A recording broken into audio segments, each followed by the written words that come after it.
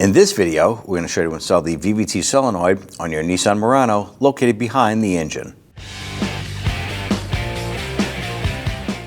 With the hood open, I'm going to go ahead and locate the battery on the driver's side of the engine compartment. Go ahead and clean this up here. We're going to use a little bit of spray solvent. Always wear safety glasses when doing something like this.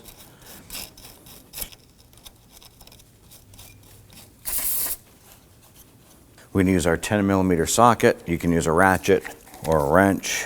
We're going to use a little power tool here to loosen this. Okay, wiggle this here and slide off the terminal and set it aside. We want to go ahead and remove the air intake unit here. Using a 10mm socket, loosen the two bolts holding the front. Lift up on this and set it aside. We're now going to remove the bolts securing the upper engine cover, 10mm. And then there's two down front. Lift up the cover and set it aside. Now on this particular motor, there's going to be two VVT solenoids. There's one on the front bank here, and then there's going to be one on the rear bank just behind or below this motor mount or torque strut. So it's going to be accessible on the back side here. And there's an electrical connector on it, and on the side over here, there's a 10mm bolt holding it in place. There's a pinch tab right here, and in most cases, because it's tough to get your hand on there to pinch and wiggle this thing free. Oh, and there we go. It actually just popped off. But worst case, you can use a screwdriver to go ahead while you're pinching that and go ahead and push that off to assist you. Usually there's debris in there just from age and whatnot. Simple enough, tuck that aside. Let's go ahead and grab our ratchet and our socket. I'm gonna use 1/4 inch stubby ratchet, deep socket, and a little extension to get in there.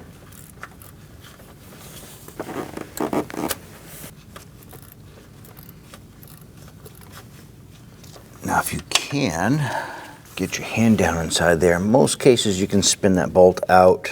If you have little pretzel fingers, it's great. You can get in there and do that. It's not always the easiest. So you can use your extension and ratchet here. Just remove the ratchet. You could use that socket on there, that extension, just to remove that. Now you want to be careful when doing this. You don't want to drop that bolt. So I'm going to remove it a majority of the way. There it is. Set that aside. And now we should be able to twist this out. Now there's an O-ring on there. You can spin this, get to that tab over here. That's going to help you work that out. I'm going to slide this over so that this tab for that bolt is right up top here. I'm going to slide this over. I'm going to use my pocket flathead screwdriver, and I'm going to kind of work that in there and help persuade that out just like so. Now you might lose a little bit of oil from this here because, well, it is directly in contact with the engine oil. So you might lose a little bit off the back here, but it's not going to be a major oil leak. But there it is right there. Now before you install the VVT, there is an O-ring on here. I took a little bit of engine oil and I put it in a cap. And you want to go ahead and put it on the O-ring before you install. It's going to help slide that in. Let's go ahead and drop that into the engine. Go ahead and take that VVT, line that up. Go ahead and work that in. Now, sometimes it's going to take a little bit of pressure to get that O-ring in, but once it pops in, you're definitely going to know it's going to seat right in. And get that mounting tab down there. Now, because you can't really see that hole there, it makes it a little challenging to get that bolt lined up. But once you do, go ahead and get that started. I like to thread these in as far as you can by hand. Now go ahead and get a ratchet on there. I'm going to snug that down. Now, it doesn't have to be super tight. We're just using our 1/4 inch ratchet, and we're just going to snug that down by hand.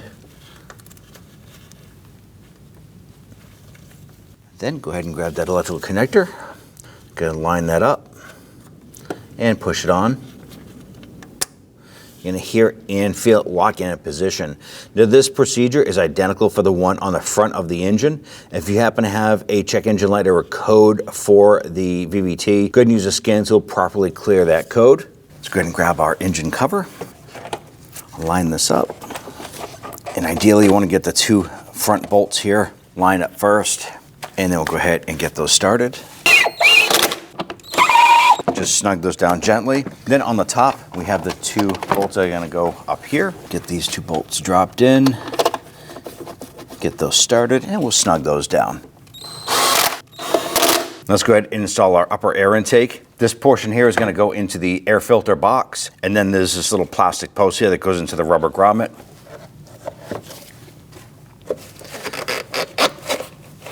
Go ahead and install the forward bolts.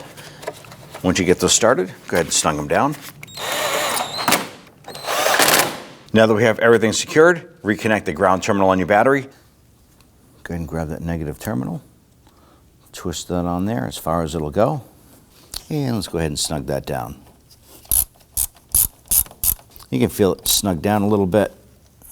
And we'll go just a little bit more. Give that a wiggle.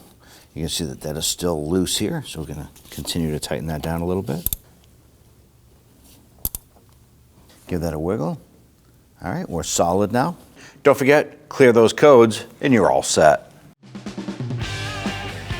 When only the best will do, demand TRQ. The only company that lets you view before you do. TRQ is committed to offering the highest quality aftermarket auto parts that are engineered for peace of mind. Thanks for using and viewing with TRQ.